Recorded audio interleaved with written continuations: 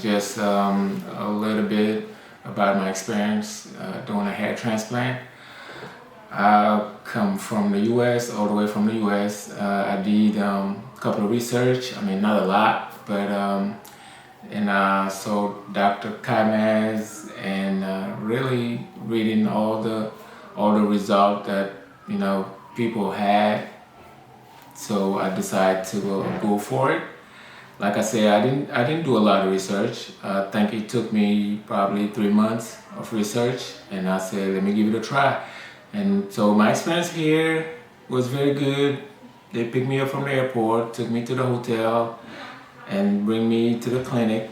And the stuff, they are very nice stuff. Especially my man Mansour. Yeah, he helped me with all the questions. And like I said, I have a very, very, very good experience here. So people that want to do it, guys, don't wait.